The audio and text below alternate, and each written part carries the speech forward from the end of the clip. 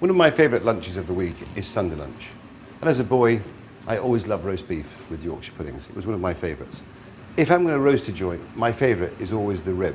And so here we have a rib, as you can see, from the sirloin into the rib. A little olive oil or a little dripping, it's your choice what you use. I like my beef medium rare. I don't always use a meat probe, but sometimes I do. So with this joint, what I would do is take it to 44 degrees Celsius, bring it out, wrap it in tin foil, meat probe back in, and allow it to build to 48 degrees Celsius. So it's doing two things. It's taking it to where I want it, and secondly, the meat's resting. You could roast your rib on the bone. It just makes life a lot more difficult. It's much easier in the pan to give it a bit of colour, but really to get heat inside the joint. If you buy your joint off the bone, it's always good to ask the butcher for a few bones. We use them as a natural trivet. In with our bones.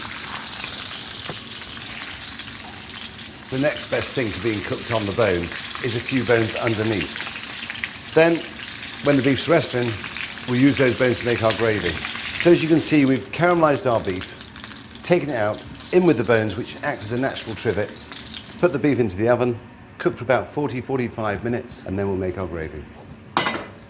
Gravy is one of those things you have to make at the last minute, because what you want is the juices. So there's our bones, and we've got our sediment, strain off the juices. So as you can see there, I've drained off the fat and the sediment. A lot of people would just discard it, just use the sediment. When I was a boy, you used to make juices with the gras, the fat. It's delicious back in gravy, but that's optional again, it's your choice. When I was a boy, my father used to put the fat back in. There's our bones, some of the sediment, half a litre of Knorr rich beef stock pot. There's two trains of thoughts when it comes to seasoning. Some people season at the start of cooking, some people season at the end of cooking. And I'm with that theory. Season afterwards, not before. Because there's no way seasoning can penetrate into the middle of that joint. And with the rich beef being so good, it does the job for you. And now what we add, just a tiny bit of corn flour. Again, and you make your gravy as heavy or as light as you wish. I'm not a person who likes really heavy gravy, but I like texture. And there's my roasting juices.